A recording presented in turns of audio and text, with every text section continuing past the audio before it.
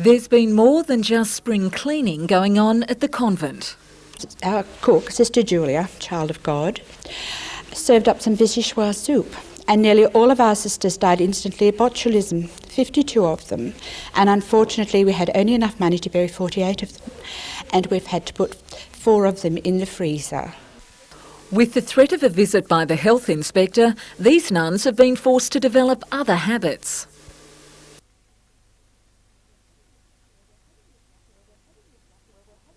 Well, we're having this lovely fundraiser, and some of the sisters have worked up some wonderful acts, so we're having a lovely time rehearsing, and we're hoping to raise enough money to bury the 4 dead sisters. It may sound like a lot of nonsense. That's because it's really nonsense. Newcastle Repertory's latest production opening Wednesday night. The cast comes complete with its own musical talents and a great sense of humour among its sisters. And our aim is, of course, to get our 4 dead sisters sent off to their heavenly reward.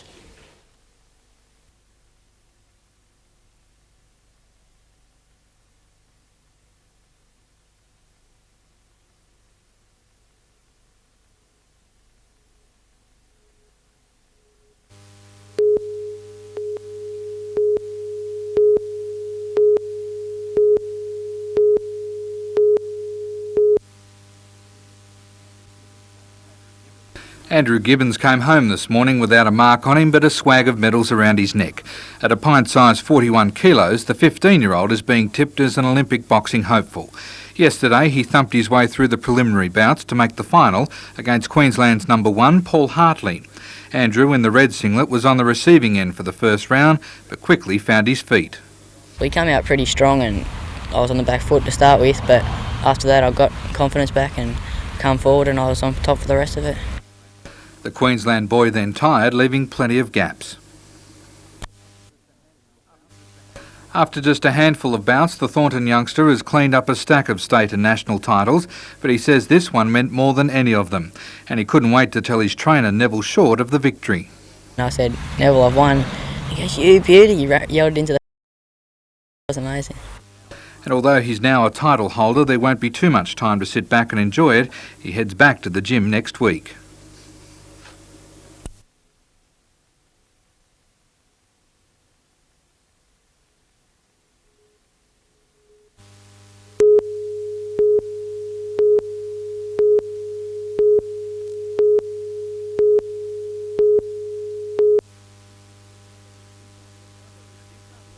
A Newcastle mother and her 2 daughters were treated in hospital after a fire in their home late yesterday. The blaze broke out in a dryer. The laundry section of the house was destroyed. Dryers in particular can be time bombs, ticking away if left unserviced. If the filter at the back isn't cleaned properly, the tends to heat up and it can cause a fusion inside and a fire. A common and easily corrected problem is the build-up of lint in the dryer filter, which should be checked after every load to prevent it from clogging. But design faults in home appliances are now the subject of fire investigations. Firefighters have often found links between certain products and the sometimes tragic consequences of house fires. We've got a system in place now where we correlate the information with the manufacturers and other agencies, and then we can put them in through and have any product safety recalls if necessary.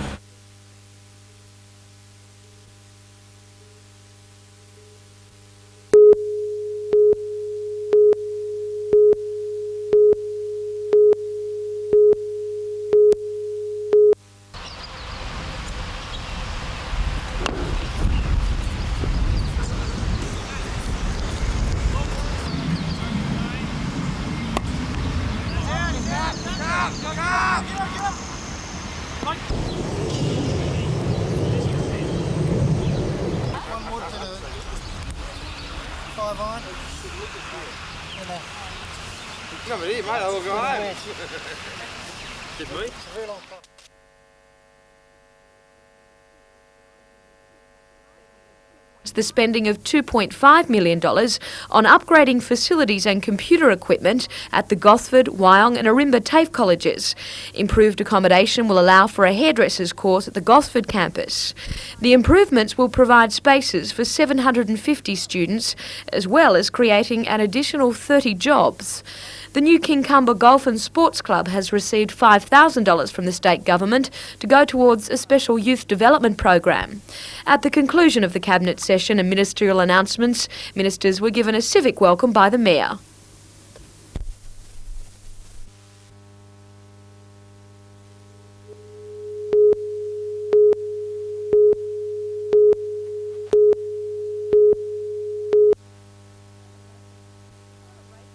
The celebratory dinner was held in City Hall, which was built 6 years after the Newcastle Club was chartered by the Sydney Rotary Club.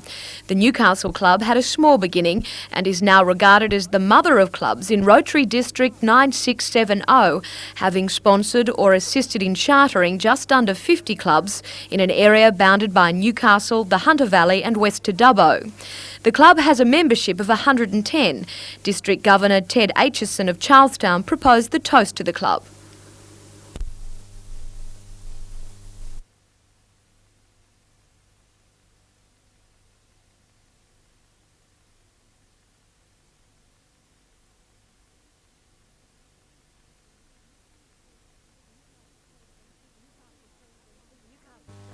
Newcastle President Peter Cunningham outlined some of the club's achievements over the past 70 years.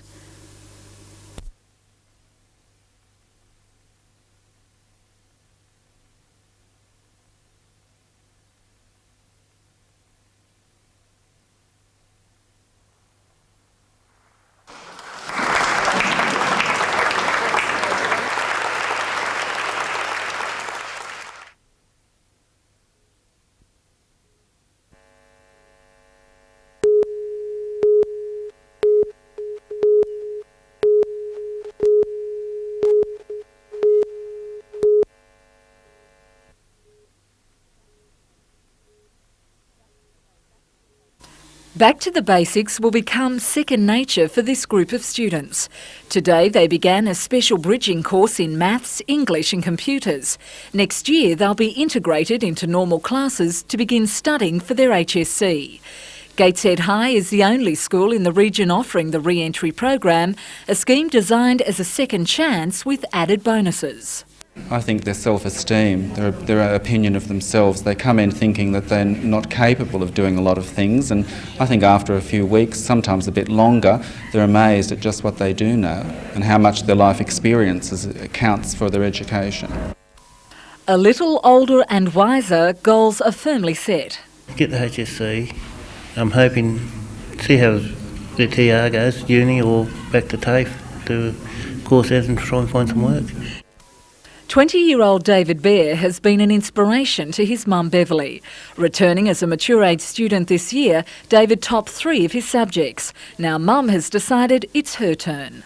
I'm going to find it challenging, but I like challenges. So yes, I'm very excited about it actually. A lot of my friends are going to be in Year 12 next year as well, so I'll have a couple of them looking out for her and everything and helping her out, but I'm sure she'll do it. She's been an inspiration for me. I hope I can help her too.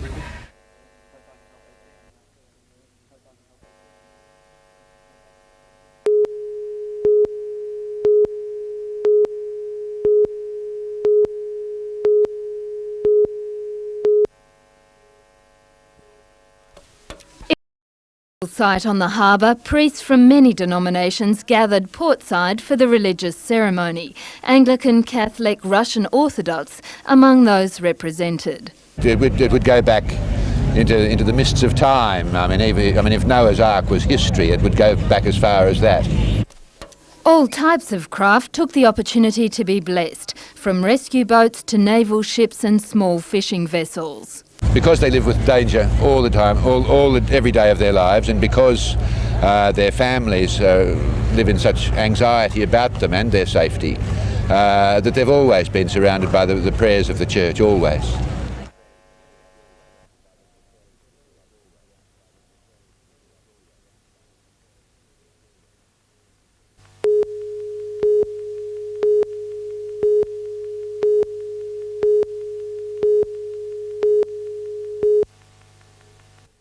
November 1943, and in Queensland's northern tablelands, more than 260 men laid down their lives and formed the 2nd 10th Australian Commando Squadron.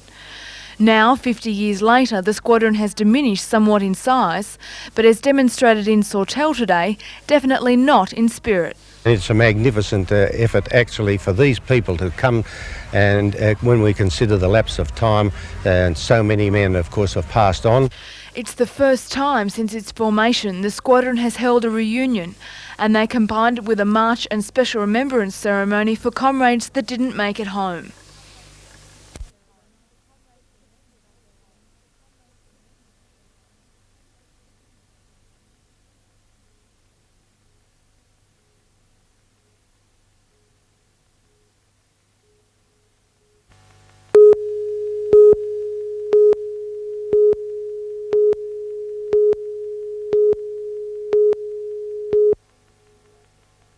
Wingham's new rodeo arena provided the perfect location last night for some of the country's best cowboys to fight it out.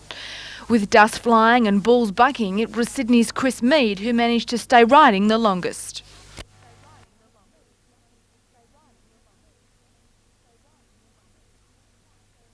Others were not quite so lucky. New Zealand's Kerry Wellington took out the saddle bronc, and in the team's roping event, Kevin Cooper and Mal Fisherton were the best of a classy field.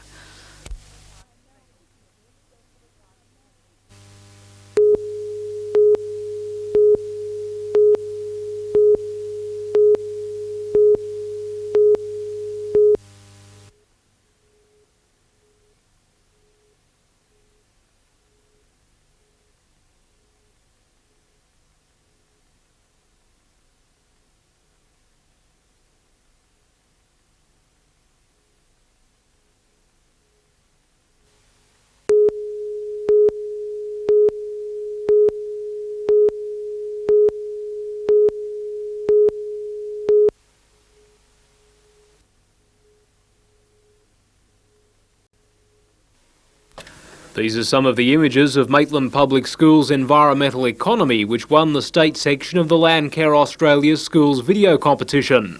The scheme today brought another reward when students of Class 5-6W were presented with a computer and monitor, marking their success in the national event. Nicholas Green accepting the prize on behalf of his classmates.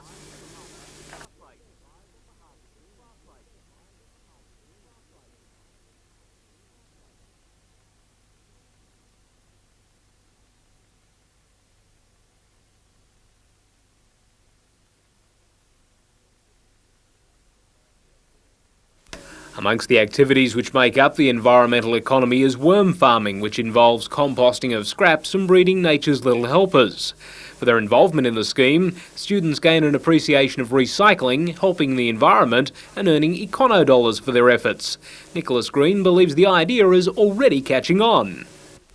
Part 2 of the prize comes next week, when environmental economy is the focus for a national television commercial.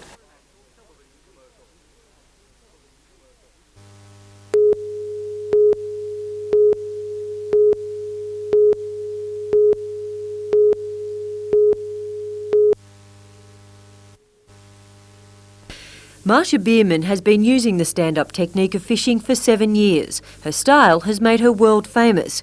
Her ability to land the big one has won her numerous international contests and got the traditionally male-dominated fishing fraternity talking. The stand-up technique of fighting game fish is believed to have brought the sport into the reach of the average boat angler. And now that Marsha has mastered it, she's touring the east coast of Australia, conducting seminars on how and what stand-up fishing involves. There is some strength involved. It's technique, it's spacing yourself so that you don't burn yourself out, but it's really pressuring the fish. Marsha has fished around the world. She says Australian waters are very different. In Australia you have probably more large black marlin, more marlin over 1,000 pounds than any place else in the world, and the fact that you're fishing from a mothership, you're in remote areas, it's just an exciting way to fish. Pressuring and beating the fish is Marsha's challenge, but on the same note, she supports the sport's tag and release policy. While down under, Marsha hopes to do some fishing of her own in Australia's North Waters in pursuit of the famous black marlin. Catherine Lamond, NBN News.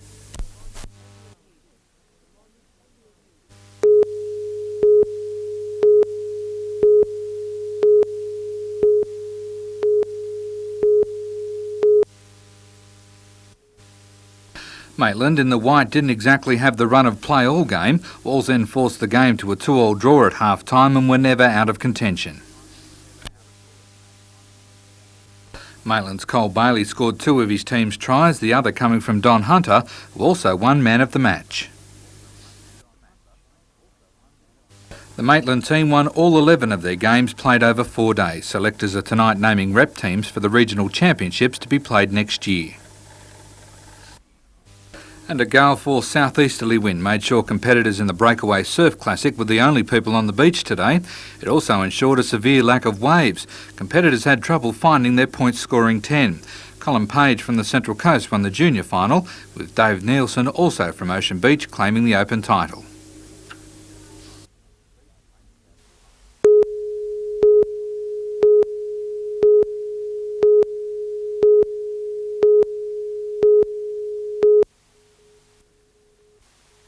Within minutes of the list coming out, Falcons manager Paul Tynan was on the phone discussing options.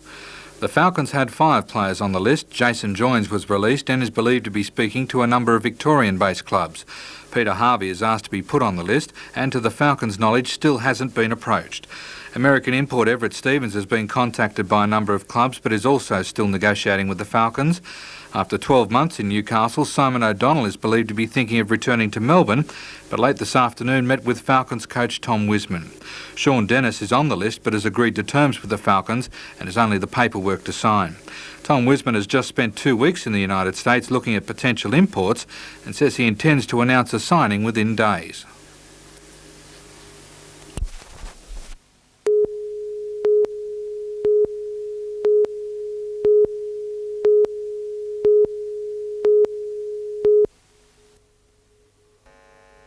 An empty floating dock this afternoon painted the bleak picture now facing the Forjax dockyard and its 40 workers.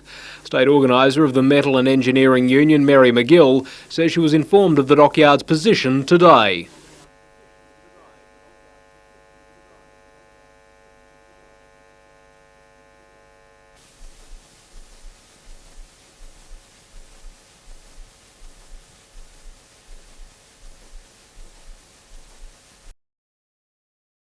The company has managed to keep what remains of the former Newcastle State dockyard operational despite the ship repair industry. The current crisis is being taken seriously by unions.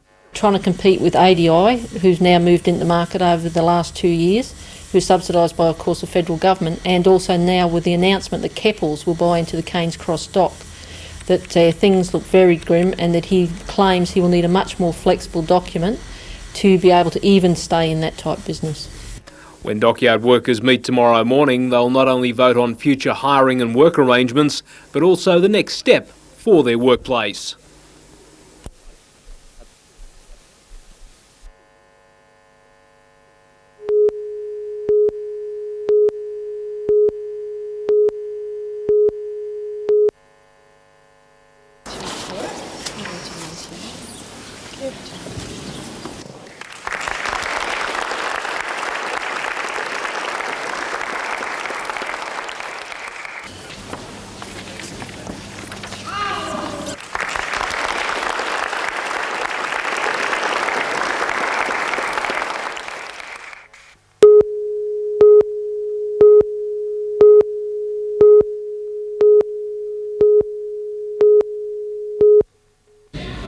People doesn't like not their country's person, people from other country.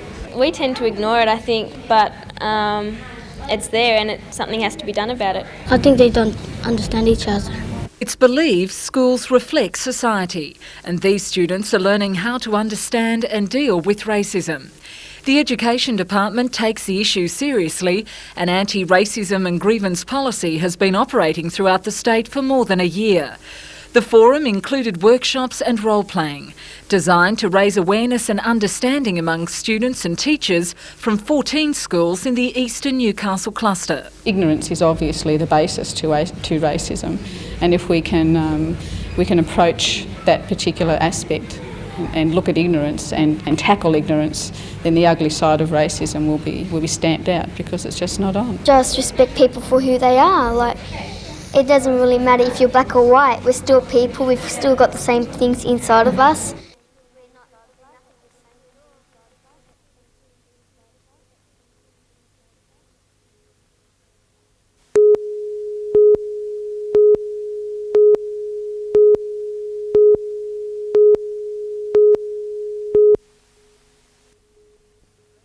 Two youths ransacked the house in William Street searching for valuables. Robin Rayner disturbed them when she returned home during her lunch break.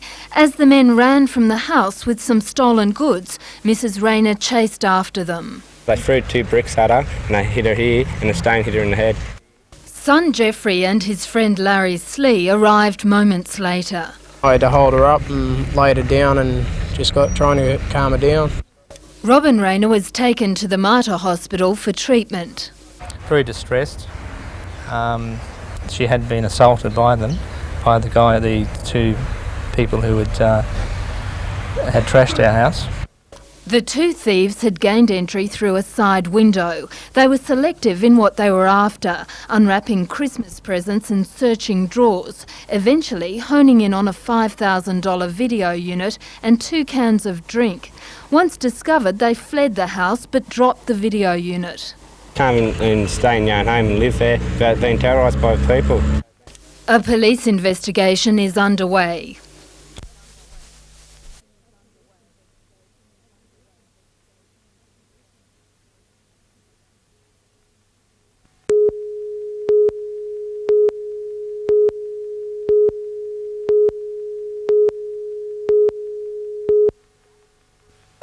Dashing hopes of an imminent compromise, developer Jeff McCloy today pulled out of all negotiations over Green Point and began building a 6-metre high fence around the prime lake site. I know we've been frustrated from day one on everything we've put up. We've been delayed or there have been objections to it. There seems to be nothing that we can do which satisfies them. With a vote last night, 7 against, I can draw no other conclusion. The independents have been keen to reach a compromise, but last night the Labor councillors voted against a proposal to negotiate a deal for 400 housing sites and 80% parkland. According to Mr McCloy, it was the Labor councillors' attitude which made him withdraw from all deals. Mayor John Kilpatrick also blames Labor. Next Monday night briefing session, I'll be asking them if that's not a basis for discussion, then put your plan on the table. Let's hear what you are proposing. But Councillor Jill Hall says Labor was set up by the independents and she doesn't believe Mr McCloy is serious in withdrawing from further talks. I really think that for his own sake and for the sake of the people of Lake Macquarie, he should talk. So you don't think it's too late? I don't think it's too late now. Mr McCloy, though, is adamant he's had enough of talking and instead of a residential parkland mix, he'll pursue other developments including an egg farm and mobile home village. No longer prepared to deal with Lake Macquarie Council, Mr McCloy will take all future development applications straight to the Land and Environment Court. In all, he has 10 matters pending, including a $500,000 damages claim against Council for the issuing of a false 149 certificate. Mr McCloy also revealed today he's approached the Independent Commission Against Corruption to investigate a statement by a council officer.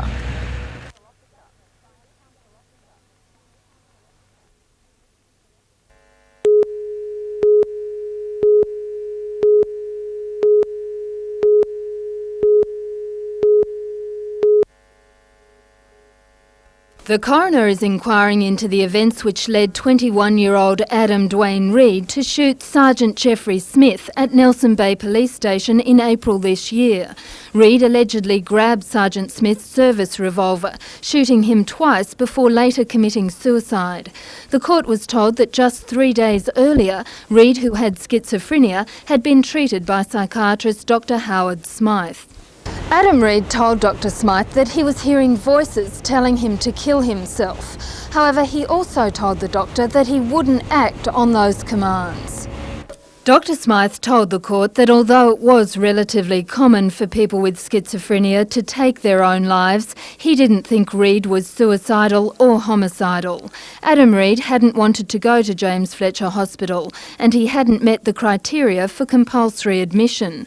Instead, he was sent home. Dr Michael Williamson, a lecturer in psychiatry at Newcastle University, lent support to Dr Smythe's decision, saying a patient's condition could dramatically change over several days. At the time of Adam Reid's death, only one community mental health nurse was responsible for about 70 psychiatric patients living in the vast Port Stephens area. John Reid, Adam's father, told the coroner that he didn't blame the individuals who'd tried to help his son, rather the health department. In earlier evidence, he made a plea for better care for the mentally ill in New South Wales. The coroner will hand down his findings and recommendations on December 10.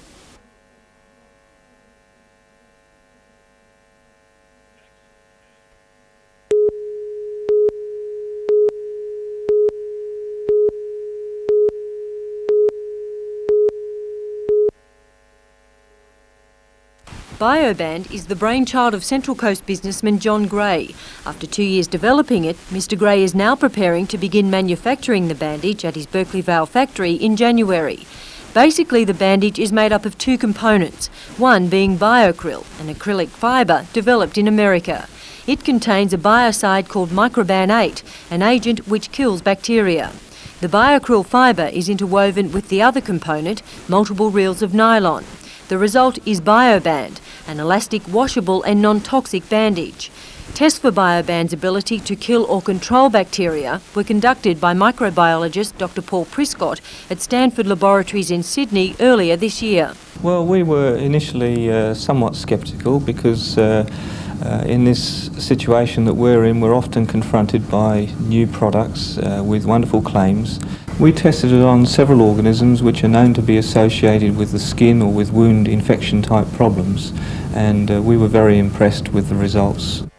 Dr Prescott found when the BioBand came into contact with two of the bacteria tested, namely golden staph and tetanus, the bacteria died. BioBand is now being trialled by veterinarians throughout New South Wales. The wounds have been healing very rapidly and they've been looking really good, to the point that some wounds have probably been able to be treated with bandaging and with no antibiotics even.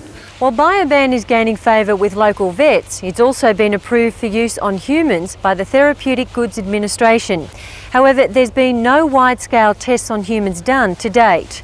But if BioBand proves a commercial success, the locally manufactured product may help improve our foreign debt. The value of the imports coming into this country are in excess of $30 million per annum. BioBand could also boost employment figures on the Central Coast. Mr Gray expects that once in full production, he'll need to hire 18 more people. Catherine Lamond, NBN News.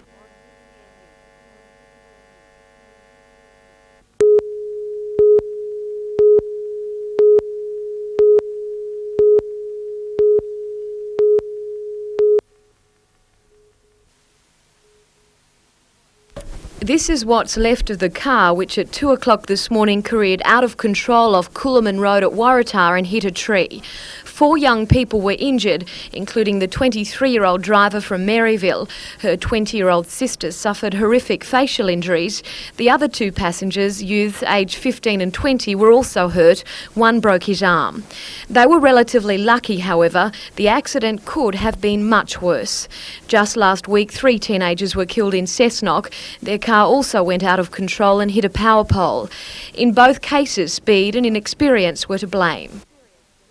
Many of them are only just now, recently getting their licences, and they're out on the streets. They've been partying perhaps and going home a little bit too quickly, and with that inexperience they're finding themselves getting into situations they just cannot handle.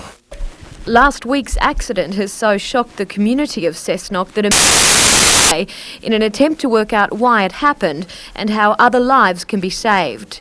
Senior Constable Tony Tamplin says many teenagers wrongly see themselves as invincible. Unfortunately, it is the way many young people think, that it won't happen to me. That seems to be an Australian way of life, but it could happen to them. With the holidays coming on, it's traditionally a bad time on the roads, but the statistics can be improved if only teenagers and other drivers heed the warnings. Jodie McKay, NBN News. Find another way home. But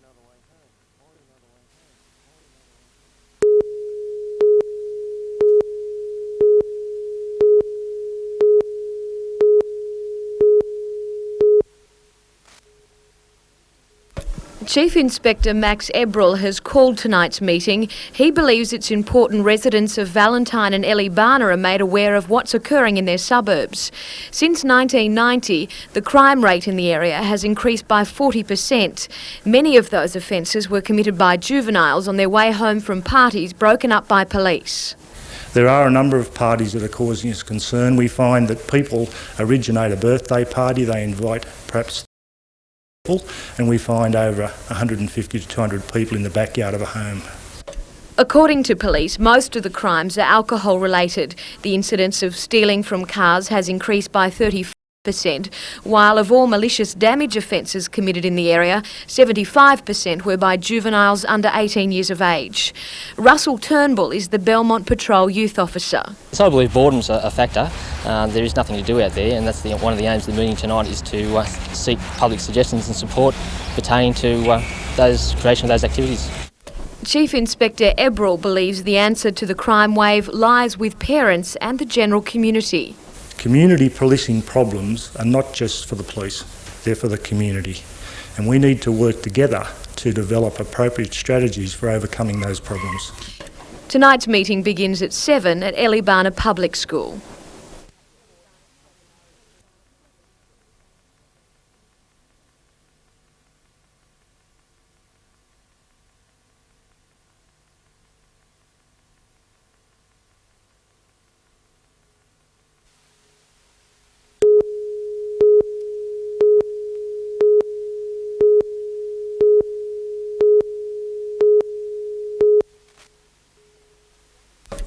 James Horn might be a paraplegic, but he's determined to learn how to use his legs again.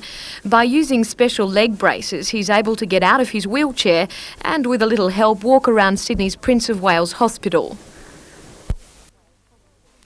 12 weeks ago, 4-year-old James was riding with a neighbour on a bobcat near Cessnock when it tipped over. The hydraulic arms then came down and crushed them both. And I'm very proud of the paramedics and the people that looked after him. I've written and thanked them. Newcastle Ambulance Superintendent Ron Maddock is James's grandfather. Tonight his colleagues will hold a benefit in Hamilton for the Horn family. James will hopefully be home for Christmas. Before he returns though, the family's Nulkaba house must be modified. Money raised from tonight will go towards that and buying specialised equipment for James. The home needs to be modified so James can fit his wheelchair in, easy access for his walking. So as I said, we just decided to have a fundraiser for him and raise the money. While the road ahead will be tough, Superintendent Maddock is very proud of his young grandson. We're very proud of him and all his achievements. It's very emotional to see him achieve so much.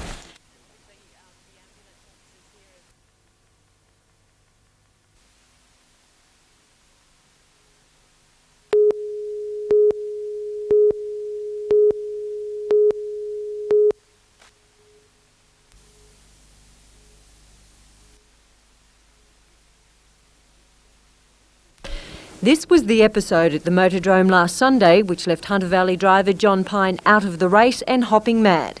He's since calmed down and has spent all week rebuilding his car in preparation for this Saturday's Coca-Cola Super Sedan Classic at the Newcastle International Motordrome.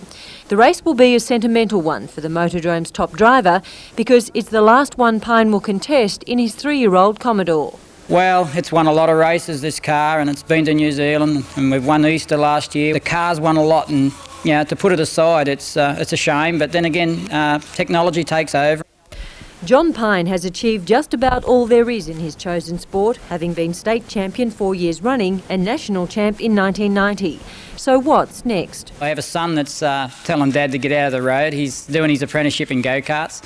He should be 3 years' time, hopefully taking our seat or whatever, I don't know. That depends how far he pushes Dad out. Catherine Lamond, NBN News.